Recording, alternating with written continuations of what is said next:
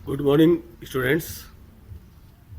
अपना parts of speech का जो टॉपिक चल रहा था उसी में अपना नेक्स्ट टॉपिक है वर्ब।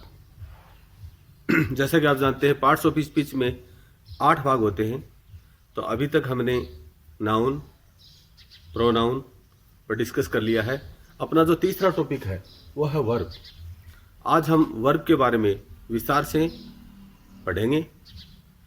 वर्ब वर्ब का मतलब हिंदी में होता है क्रिया। क्रिया का मतलब होता है एक्शन, यानी जो भी एक्शन इस दुनिया में हो रहा है उसको हम वर्ब बोलते हैं। जैसे पढ़ना, रीड, लिखना, राइट, खाना, ईट, सोना, स्लीप, खेलना, प्ले, यानी जो भी एक्शन हो रहे हैं उनको हम वर्ब बोलते हैं। वर्ब अपने दो प्रकार की होती हैं, रेगुलर वर्ब और इररेगुलर वर्ब। तो सबसे पहले हम बात करते हैं रेगुलर वर्ब की। जैसा कि आप व्हाइट बोर्ड पे देख रहे हैं, इस पे कुछ रेगुलर वर्ब्स लिखी हुई हैं। वर्ब्स को हम first form, second form, third form, 3 categories में डिवाइड कर सकते हैं। तो सबसे पहली फॉर्म है अपनी प्ले। प्ले की सेकंड फॉर्म होगी प्लेड और थर्ड फॉर्म होगी plate. Play, played, plate. Try, tried, tried. Enjoy, enjoyed, enjoyed. Help, helped, helped. Carry, carried, carried. तो यानी जो वर्ब्स रेगुलर चलती हैं, जिनमें ज़्यादा परिवर्तन स्पेलिंग्स में नहीं होता, उनको हम रेगुलर वर्ब्स बोलते हैं। कुछ वर्ब ऐसी हैं जिनका रूप बिल्कुल भी तीनों फॉर्म में ही उनका रूप नहीं बदलता। जैसे put, put, put. Cut, cut, cut. Read, read, read.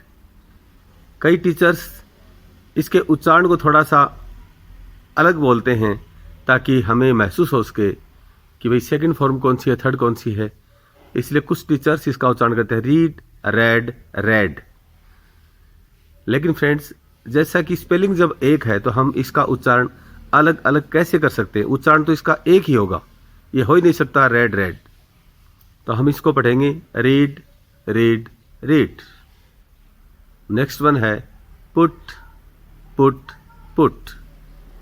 तो ये हमारी थी रेगुलर वर्ब्स। और भी बहुत सारी वर्ब्स हैं जो रेगुलर की श्रेणी में आती हैं, लेकिन एक साथ इतनी सारी वर्ब्स का उदाहरण देना संभव नहीं है। Irregular verbs. वर्ब, यदि हम इसकी परिभाषा करना चाहें तो हम कह सकते हैं verb denotes an action. Verb किसी एक्शन को डिनोट करती है, यानी जहां भी हमें कोई एक्शन नजर आए, जहां भी कोई एक्टिविटी हो रही है, कोई एक्शन हो रहा है, उसी को हम वर्ब बोलते हैं। Verb denotes an action. अब हम बात करते हैं इररेगुलर वर्ब्स की। रेगुलर वर्ब्स के बारे में हमने देखा कि जिनकी स्पेलिंग्स लगभग रेगुलर चलती है, लेकिन इररेगुलर वर्ब्स होती हैं, इनकी स्पेलिंग्स सेकंड और थर्ड फॉर्म में जाते जाते कंप्लीट ही चेंज हो जाती है। फॉर एग्जाम्पल, बाई, खरीदना, बाई, बोट, बोट। ब्रिंग, लाना, ब्रिंग, ब्रॉट, ब्रॉट। टेक, लेना, take, took, taken. Next one, sell, sold, sold. Sell means बेचना। नेक्स्ट, टेल, बताना, टेल, टोल्ड, टोल्ड। सी देखना, सी सा सीन। बी होना, होने का मतलब जैसे कोई भी वस्तु प्रेजेंट है इस दुनियादारी में है, जैसे हम कह सकते हैं ही इज ए मैन, वह एक आदमी है। तो यहाँ इज है ये हेल्पिंग वर्ब के रूप में ना होकर एक मैन वर्ब के रूप में प्रयुक्त हो रही है। तो बी का मतलब होता है होना। तो होने के 3 मीनिंग होते हैं, इज, एम, आर। इसकी सेकंड फॉर्म होती है वॉज और वर, थर्ड फॉर्म बीन, यानी be, was, were, been. Do यानी करना, डू, डिड, डन। तो इस प्रकार से हमने देखा कि जो भी एक्शन हम देख रहे हैं उसी की सेकंड और थर्ड फॉर्म होती है। हर वर्ब की 3 फॉर्म होती हैं जिनको हम अलग अलग टेंस में अलग अलग हिसाब से प्रयुक्त करते हैं। तो ये था अपना टॉपिक वर्ब। अब कुछ एग्जाम्पल्स हम लेते हैं वर्ब के, क्योंकि वर्ब के सारे एग्जाम्पल्स देना संभव भी नहीं है, क्योंकि दुनिया में इतनी सारे एक्शन हैं, इतने सारे कार्य हैं, और सभी वर्ब है, जैसे खेलना, उठना, सोना, नहाना, धोना, खाना, हंसना, रोना, गाना, ये सभी एक्शन है। इस तरह से और भी बहुत से एक्शन हैं जिनको हम वर्ब बोलते हैं। कुछ एग्जाम्पल्स मैं वर्ब के ले रहा हूं।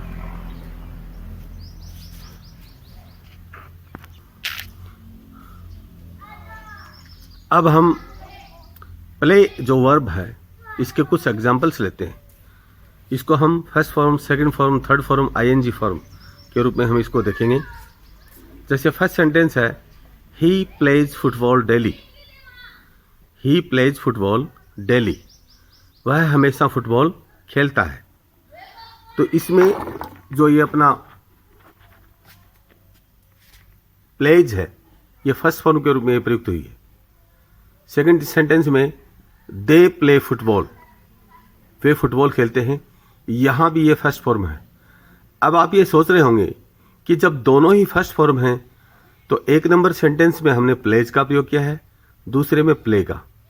तो फ्रेंड्स आपको पता होगा फर्स्ट सेंटेंस है ये प्रेजेंट इंडेफिनिट टेंस का है, और यहाँ सिंगुलर सब्जेक्ट के साथ एस या एस का प्रयोग होता है, इसलिए हमने इसको लिखा प्लेज। लेकिन सेकंड सेंटेंस में दे प्लूरल सब्जेक्ट है होने के कारण, प्लूरल सब्जेक्ट होने के कारण हमने यहाँ इसके साथ फर्स्ट फॉर्म का प्रयोग किया है। इसमें हम एस या एस ऐड नहीं कर सकते क्योंकि ये प्रेजेंट इंडेफिनिट टेंस का नियम है। Third sentence we played football yesterday, हमने कल फुटबॉल खेला, यहाँ प्लेड है ये सेकंड फॉर्म में प्रयुक्त हुई है। लेकिन फोर्थ सेंटेंस को यदि हम देखें, she has played hockey just now, वह अभी अभी हॉकी खेल चुकी है। तो आप पुनः यहाँ पर कंफ्यूज हो रहे होंगे कि प्लेड को मैं 3 नंबर सेंटेंस में तो बता रहा हूँ सेकंड फॉर्म, जबकि 4 नंबर सेंटेंस में मैं इसको बता रहा हूँ थर्ड फॉर्म। ये क्या माजरा है? तो स्टूडेंट्स ये एक सिंपल सी बात है, इसमें ज़्यादा टेंशन लेने की आपको आवश्यकता नहीं है।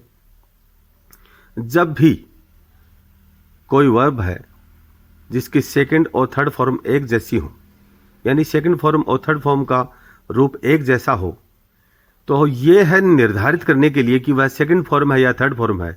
इसके लिए हमें सिर्फ एक बात का ध्यान रखना है, यदि उसके साथ में हैज, हैव, हैड ये 3 हेल्पिंग वर्ब हैं तो वह है थर्ड फॉर्म मानी जाएगी। कौन कौन सी बताई मैंने? Has, have, had.